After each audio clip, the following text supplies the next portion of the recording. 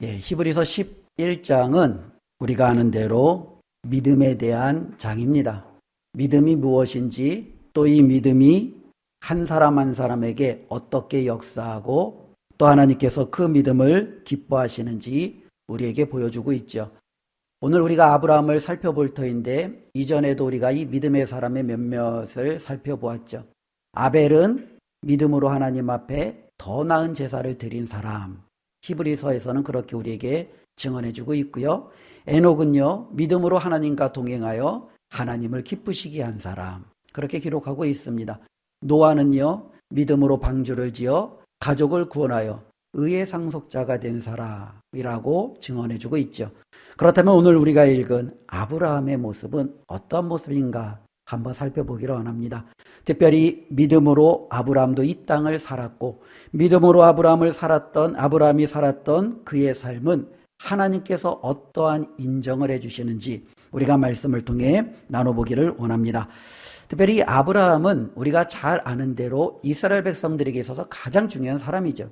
그들은 아브라함의 혈통임을 누구보다도 자랑스러워했고, 믿음의 조상, 특별히 우리 모든 믿는 자들에게도 이 아브라함은요, 우리 믿음의 거의 시초와 같이 여겨지는 중요한 인물로서 우리에게도 각인되어져 있습니다.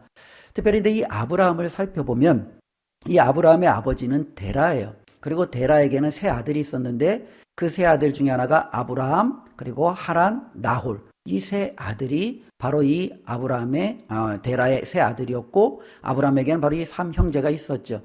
아브라함의 고향은 갈대아 우르, 많이 들어보셨죠? 이 갈대아 우르가 언제냐면, 보통 우리가 이 아브라함의 역사를 살펴보면 BC 2000년경으로 보통 우리가 추정을 하고 있거든요. 그러니까 지금으로부터 한 4000년 전이죠. 그러니까 지금으로부터 대략 4000년 전에 아브라함이 살았던 곳은 갈대아 우르. 우리가 잘 아는 역사를 조금 기억하거나 지금 역사를 잘 아는 친구들은 보통 우리가 인류 문명의 4대 발생지를 얘기하잖아요. 그 중에 가장 먼저 나타나는 인류 문명의 발생지가 어디예요? 메소포타미아 문명이에요. 보통 메소포타미아 문명이라고도 하고 수메르 문명이라고 하는데, 바로 이 갈대아 우르는 그 수메르 문명, 메소포타미아 문명이 일어났던 중심지입니다. 그러니 전 세계적으로 봤을 때 문명이 가장 발달한 곳이 어디냐라고 하면 갈대아 우르입니다. 즉 갈대아 우르는 그때 당시에 최고 인류의 문명을 구가했던 곳이죠. 바로 그곳에서 이 아브라함은 태어났고 자랐고 또 모든 삶을 살아내었습니다.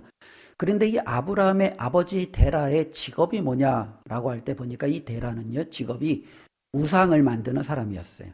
그러니까 예전에는 우상을 우리가 보통 많이 깎아서 만들거나 형상을 해서 많이 만들잖아요. 저도 어렸을 때 보면은 동네마다 이 석재로 이렇게 불상을 만들고, 그렇죠, 여러 가지 동물 형상을 만드는 것들이 참 동네마다 많았는데 요즘에는 그것이 다 사라졌더라고요. 이 아브라함의 아버지 데라는요, 바로 이 우상을 만드는 자였어요. 그래서 이 우상을 만들어서 그것을 팔고 또 삶을 영위해 나갔겠죠.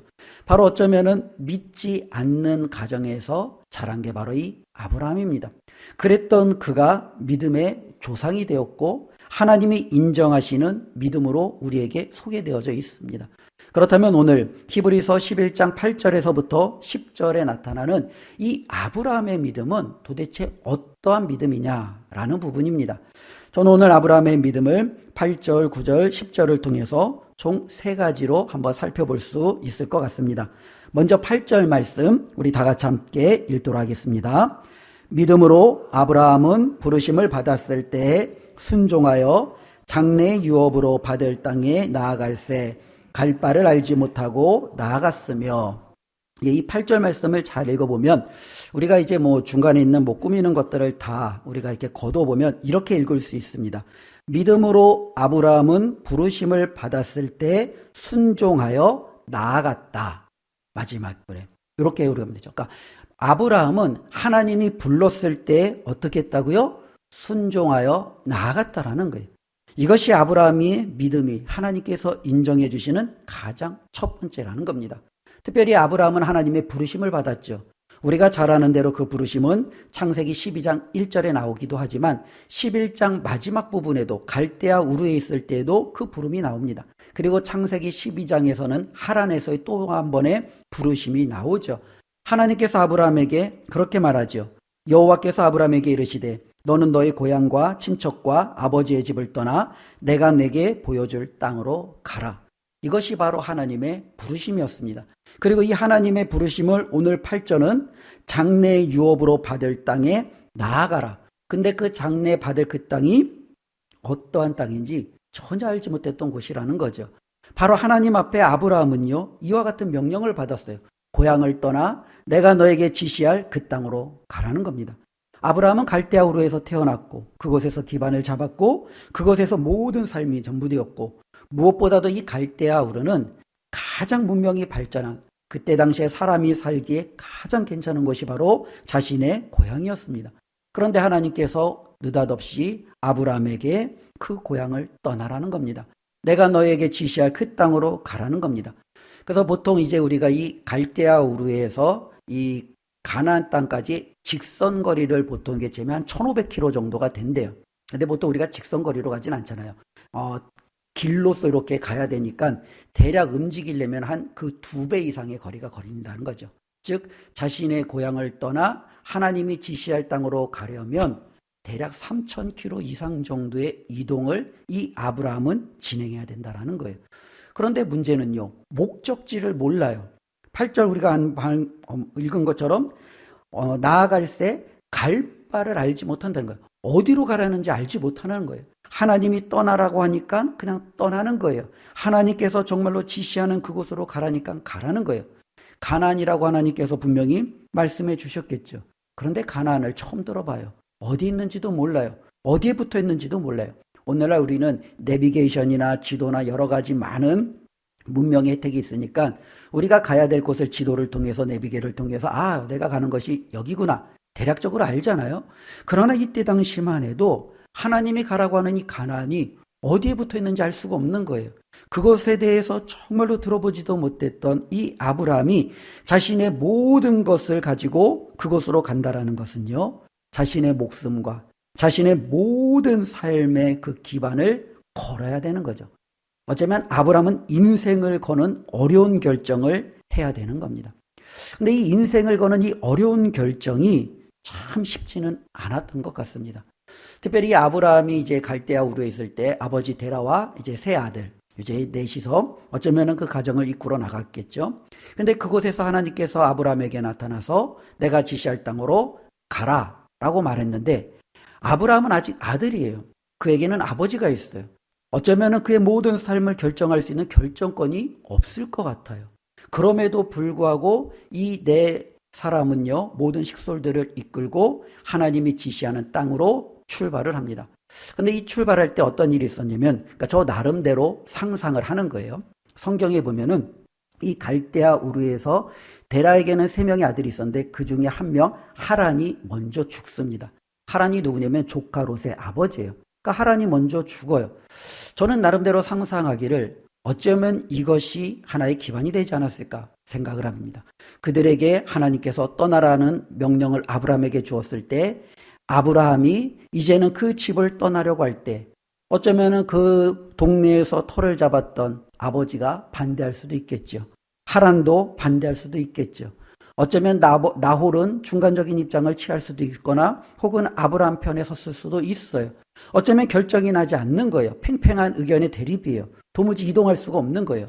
어느 순간에 하란이 먼저 떠납니다. 하나님의 부르심을 받습니다. 가정에 큰 변화가 일어나는 거죠. 어쩌면 아브라함에게 급속도로 의견이 어쩌면은 이제는 기울었는지도 모르겠습니다.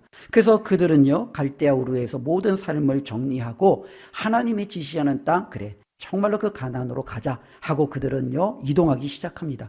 그래서 그들이 이동해서 도착한 곳이 어디냐면 하란이라는 도시에 도착합니다. 근데 이 하란도 수메르 문명의 한 축이었고요. 굉장히 발달한 도시였고 그때 당시에는 굉장히 잘 나갔던 도시였습니다. 그런데 문제는요, 하란에 도착했는데 거기서 더 이상 나아가지 않는 거예요. 하란에서 가나안 땅으로 가려면 또 수백 킬로 이상을 걸어서 움직여야 되는데 그들이 더 이상 나가지 않는 거예요. 왜냐하면 그들이 아는 전부의 세계가 하란일 수 있습니다. 이 하란을 벗어난다는 것은 정말로 그들에게 있어서는 두려움의 삶의 연속일 수 있죠. 하란에서 더 이상 벗어날 수 없는 그 지경에 이르는 거예요. 근데 이 하란에서 또 놀라운 사건이 하나가 일어나는데 그게 뭐냐면 아버지 데라가 하란에서 205세에 죽게 됩니다. 그리고 그 죽음 이후에 하나님께서 아브라함에게 또다시 나타나셔서 그곳을 떠나 내가 내게 지시할 땅으로 가라 라고 말하는 거죠. 그때 아브라함은요 자신의 모든 식소를 이끌고 가나안 땅을 향하여 나아갑니다. 그런데 그때 아브라함의 또 다른 형제 나홀은요 하란에서 움직이지 않아요. 그냥 하란에서 그냥 머뭅니다. 아브라함과 조카 롯과 때로는 그의 모든 식솔들이 이제는 가나안 땅으로 이동하는 거죠. 우리가 아브라함이 정말로 순종하여 나아갔다라고 생각하지만 그의 삶을 바라보면 이 모든 삶이 수십 년 동안 이루어졌고 얼마나 큰 그의 가정의 변화들이 일어났는지 우리는 깨닫습니다. 하나님의 말씀대로 나아가는데 고향을 버려야 돼요. 자신의 모든 것들을 내팽겨쳐야 돼요. 목숨까지 걸어야 돼요. 때로는 형제의 죽음, 아버지의 죽음도 그 과정 속에서 맞닥뜨려야 돼요. 어쩌면 그에게 오는 것이 너무너무 부족한 거예요. 과연 내가 이렇게 해서라도 하나님의 말씀에 순종해야 되는가라는 회의감이 들 수도 있었습니다. 손실이 너무 크죠. 어려움이 너무 크죠. 그런데 아브라함은 어떻게 했습니까? 부르심을 받았을 때 순종하여 나아갔다라는 겁니다. 이게 바로 믿음입니다. 믿음이라는 것은 무엇입니까? 하나님께서 저와 여러분들을 부르시고 하나님께서 저와 여러분들에게 말씀하실 때 어쩌면 우리도 판단할 수 있고 이익 여부를 따질 수 있고 수많은 경우의 수들을 생각할 수 있는데 이 모든 것을 우리가 다 뒤로 하고 하나님이 말씀하시니까 그냥 순종하고 그냥 하나님이 말씀하시니까 그냥 나아가는 거예요. 이게 바로 믿음이라는 거예요. 아브라함에게는 이와 같은 엄청난 믿음이 하나님께서 그에게 허락하셨고 그는 그 믿음으로 하나님 앞에 온전히 섰던 것을 우리에게 보여주고 있습니다. 이 믿음이 아브라함의 첫 번째 삶의 모습이었습니다. 두 번째로는요, 오늘 9절 말씀을 보면은요, 믿음으로 그가 이방의 땅에 있는 것 같이 약속의 땅에 거류하여 동일한 약속을 유업으로 함께 받은 이삭 및 야곱과 더불어 장막에 거하였으니 이제 아브라함은요 믿음으로 분명히 이 가나안 땅에 왔어요. 근데 이 가나안 땅에 왔는데 여전히 그가 가나안 땅에 왔음에도 불구하고 그 가나안 땅에서 그가 안주하고 그가 그 땅에서 모든 것을 누리며 살고 있는 모습이 보여지고 있지 않다라는 겁니다. 그가 가나안 땅에 왔는데 이 가나안 땅은 어떤 땅입니까? 이방인의 땅이었어요. 그래서 그는 여전히 이방인처럼 살고 있는 거예요. 아브라함은 가나안 땅에 도착을 해서 하나님의 말씀대로 집을 지었습니다. 그런데 그 집은요 어떠한 집이었어요? 9절 마지막에 보니까 장막이에요. 텐트예요. 어쩌면 이 텐트라는 건 뭐겠습니까? 우리가 그곳에서 내가 온전히 모든 삶을 끝까지 하겠다. 아니죠. 이 텐트는요 끊임없이 거두고 움직여서 또 치고 거두고 움직여서 또 치고. 그러니까 이 아브라함이 가나안 땅에 도착했음에도 불구하고 아브라함은 그 땅에서 내가 영원히 내가 영원히 뼈대를 내릴, 어쩌면 뿌리를 내릴 그와 같은 토대를 가지고 그 땅의 모든 소망을 두고 살아가지 않는다는 거예요. 여전히 그곳에서도 그는 텐트를 치고 언제든지 이동할 수 있고 언제든지 하나님이 가라고 하는 곳에 하나님이 머무라고 하시는 곳에 머물 수 있도록 끊임없이 그의 삶을 하나님 앞에 맞추면서 살아가는 것. 이것이 바로 아브라함의 삶이었습니다. 특별히 이제 우리가 히브리서 이제 뒷부분에 쭉 나오는데요. 이 삶을 가리켜 히브리서와 성경에서는 무슨 삶이라고 하냐면 나그네와 같은 삶이다라고 말합니다. 즉 아브라함은요 이 세상에 소망을 두는 것이 아니라 하나님께 소망을 두었기 때문에 이 세상에서 자신의 모든 삶을 정말로 이렇게 다 뭐랄까요? 쏟지 않았습니다. 그는요 이 세상은 잠시 지나가는 것처럼 그는 살아갔어요. 그래서 아브라함은요 그 믿음을 우리에게 보여주고 있었습니다. 우리가 아는 대로 아브라함의 삶 가운데 유명한 이야기 중에 하나가 뭐냐면 조카 롯과 아브라함은 둘 다 유목 생활을 하다 보니까 땅이 필요하잖아요. 이제 이 땅을 서로 가져야 할 때 아브라함은요 조카 롯에게 땅을 먼저 선택할 수 있는 권한을 줍니다. 그는 재물에 대해서 실질적으로 먼저 자신이 취하려고 하잖아요. 조카 롯에게 먼저 땅을 정말로 선택할 수 있는 권한을 양보합니다. 또 한편으로 어떤 일이 있었냐면요. 조카 롯이 소돔 땅에 살다가 그가 사로잡혀 갔을 때 아브라함이 자신의 식솔들을 이끌고 조카 롯을 그 여러 나라 어떤 연합군으로부터 그를 구출해내잖아요. 그리고 구출해냈을 때 조카 롯만 구출한 게 아니라 엄청난 재물과 또 수많은 사람들을 함께 끄집어냅니다. 그때 소돔 왕이 와가지고 아브라함에게 이러한 제안을 하죠. 내가 가지고 온 모든 재물은 다 너에게 줄 테니까 사람들은 나에게 넘겨라 라고 말합니다. 그때 아브라함은 어떻게 합니까? 나는 사람도 재물도 필요 없다. 이 모든 것은 네가 알아서 해라. 그러면서 그 모든 재물에 사람에게도 손을 대지 않는 아브라함의 모습을 볼 수 있습니다. 아브라함은요, 이 세상에서 어쩌면 그가 살아갔던 모든 것들이 정말로 내가 움켜쥐고 영원한 것이다라고 생각하지 않았다라는 거예요. 어쩌면 재물 앞에서도 조카 롯에게 먼저 양보하고 재물도 정말로 소돔 왕에게 그냥 포기하고 그에게 넘겨줄 정도로 그는요, 세상에 소망을 두지 않았다라는 거예요. 그의 소망은요, 오직 하나님이 주시는 그 영원한 것을 바라보며 거기에 소망을 두며 살아갔던 것이 바로 이 아브라함의 삶이었습니다. 그래서 10절 말씀, 바로 이제 아브라함의 믿음의 또 다른 모습을 우리에게 증언해주고 있죠. 우리 10절 말씀을 함께 읽겠습니다. 이는 그가 하나님이 계획하시고 지으실 터가 있는 성을 바랐음이라. 예, 바로 아브라함에게 있는 믿음의 세 번째 모습은요, 그는 이 세상이 아니라 하나님이 지으시고 계획하시고 하나님이 주실 그 영원한 도성, 바로 하나님께 소망을 두는 믿음이었다라고 우리에게 말씀해 주고 있습니다. 이것이 바로 아브라함의 믿음이었습니다. 오늘 우리가 우리 자신을 되돌아볼 때 이와 같은 삶이 정말로 우리에게도 있는지 한번 생각해 보았으면 좋겠습니다. 아브라함의 믿음을 보면서 내 자신을 한번 되돌아보는 거죠. 모든 이가 하나님 앞에 부르심을 받을 때 순종하는 사람이 정말로 많으냐? 그렇지 않아요. 하나님의 부르심 앞에 그 부르심을 거부하는 사람들이 훨씬 더 많지요. 그런데 아브라함은요, 하나님이 부르실 때 정말로 이유도 그 어떠한 이해타산도 따지지 아니하고 순종하여 나아갔다라고 말씀하고 있습니다. 우리 주님께서 이 땅에 오셨을 때에도 우리 주님이 많은 사람들을 불렀어요.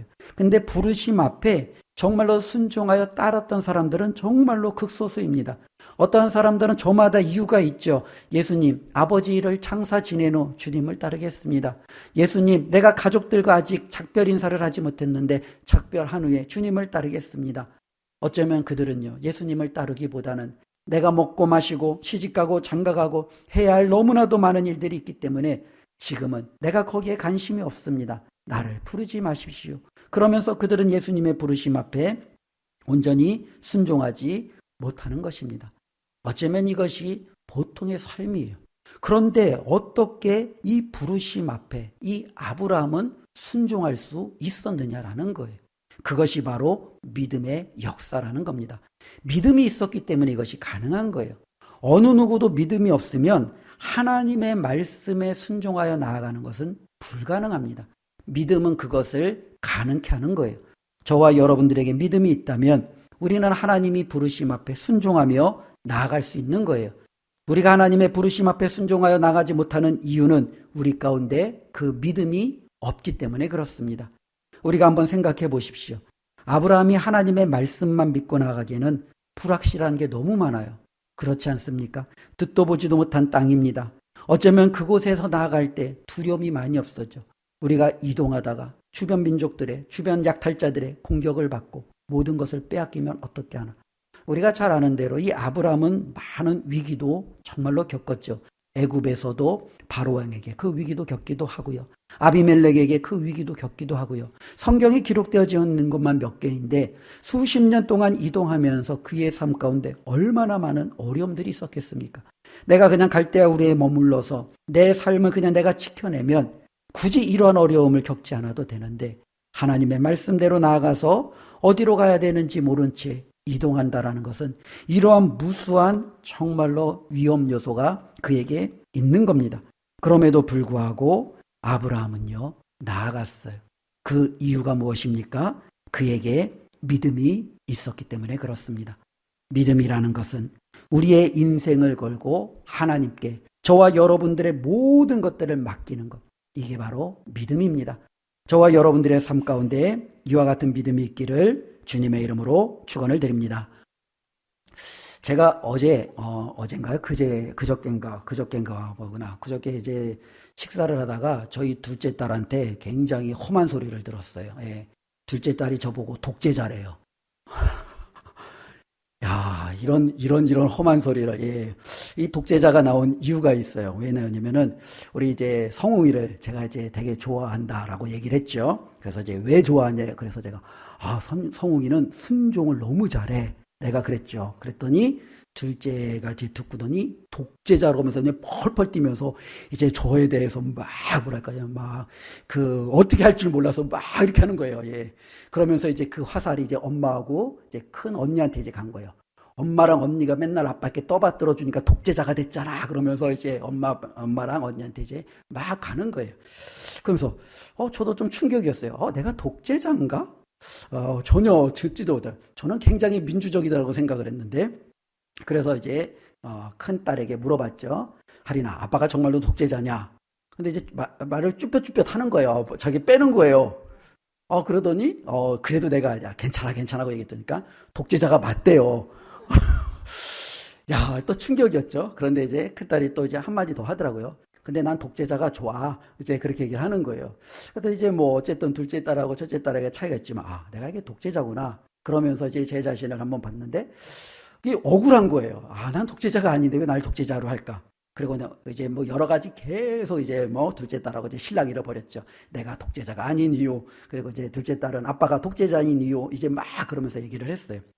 그러면서 이제 내린 결론 중에 하나가 이런 부분이죠. 이 순종이라는 단어 자체가 어떤 사람에게는 이렇게 거부감이 일으키는 단어이구나. 어떤 사람은 이 순종이라는 단어를 참 편하게 받아들이고 이것이 정말로 아무렇지도 않은데 어떤 사람에게는 이 순종이라는 단어가 이렇게 거부 반응이 나타날 수 있는 단어구나라는 생각이 되어지는 거예요.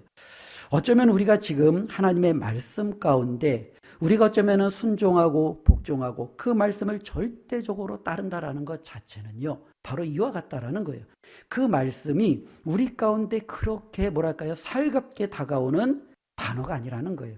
하나님 앞에 순종한다라는 것, 하나님 앞에 복종한다라는 것, 하나님의 말씀만을 절대적으로 받아들이고 따른다라는 것은 어쩌면 우리의 본성이 상당히 거부 반응을 일으킬 수밖에 없는 거예요.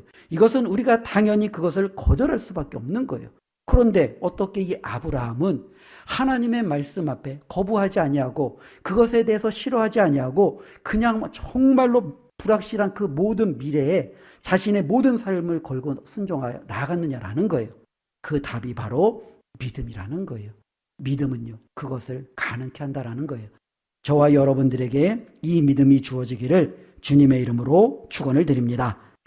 우리가 히브리서 11장을 보면서 우리가 볼 수 있는 어쩌면 가장 중요한 어쩌면 핵심은요, 이와 같은 반복이에요.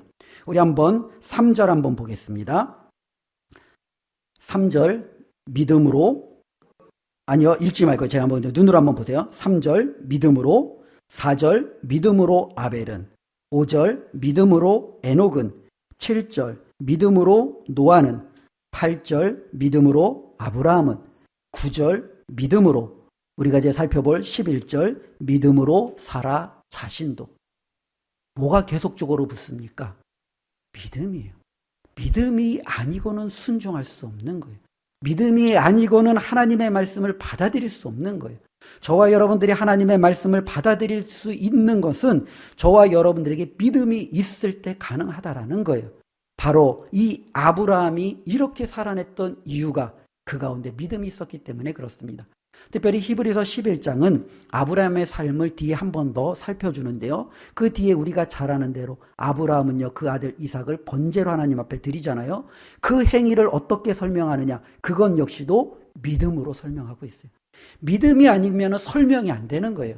믿음이 아니면 어떻게 고향을 떠나, 믿음이 아니면 어떻게 정말로 자신의 모든 삶을 하나님께 걸어, 이거는 믿음이 아니면 설명이 되지 않는 거예요. 오직 믿음만이 이것을 설명할 수 있다라는 겁니다. 사람들은 아브라함을 욕했을지 모릅니다. 고향을 떠난 아브라함, 약속의 땅에 와서도 정말로 터전을 잡지 아니하고 장막치며 정말로 하나님이 주실 영원한 약속, 아직 주어지지 않은 그 미래만을 바라보며 살아가는 그 아브라함, 세상의 모든 것들을 포기하며 물질에도 소망을 두지 않고 살아가는 그 아브라함. 도대체 그 아브라함이 이해가 되지 않았을 겁니다. 그런데 아브라함은요, 믿음이 있어서 저들이 보지 못하는 것을 지금 보고 있는 거예요. 저들은 세상을 보는데 아브라함은 하나님을 보는 거예요. 저들은 이 땅에서 물질을 보는데 아브라함은 정말로 하나님이 만들어주신 영원한 도성이 보이는 거예요. 그러니 잠깐 누릴 그와 같은 낙에 연연하지 않는 거예요. 그 물질에 그는요 정말로 움켜쥐며 자신의 삶을 허비하지 않는 거예요.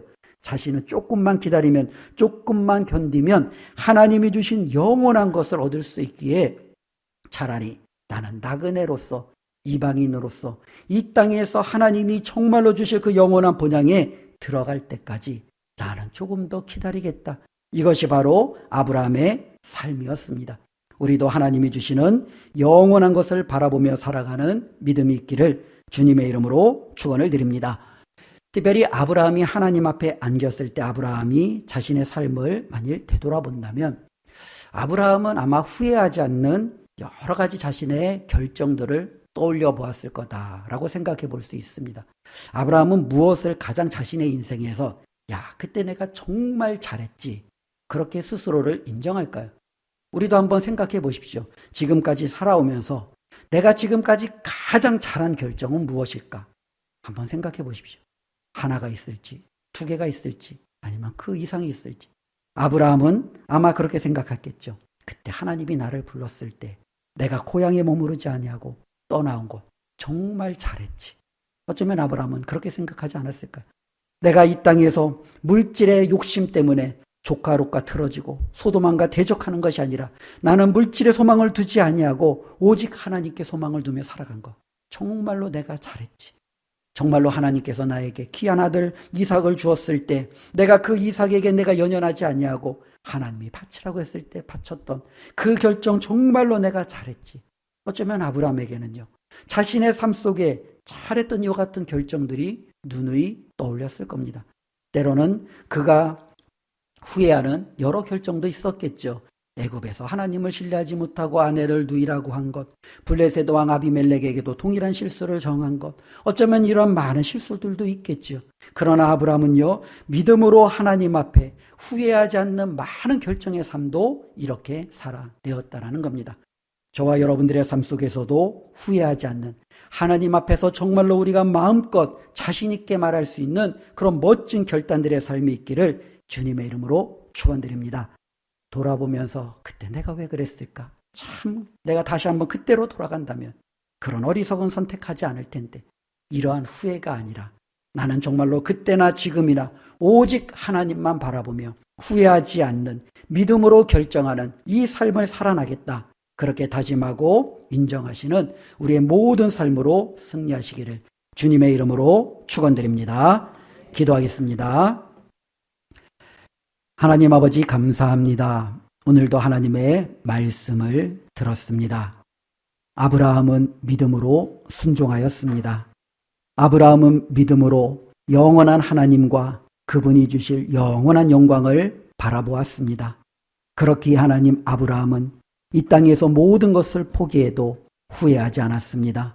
오히려 하나님이 주실 영원한 것을 바라보며 나그네로서 살아가는 것을 그는 담담히 받아들였습니다. 하나님, 우리에게도 이와 같은 믿음을 허락하여 주시옵소서. 하나님이 말씀하실 때 순종하여 나아갈 수 있는 믿음, 세상에 소망을 두지 아니하고 영원한 하나님만을 바라보며 믿음으로 살아갈 수 있는 놀라운 은혜 허락하여 주시옵소서. 예수님의 이름으로 기도드리옵나이다. 아멘.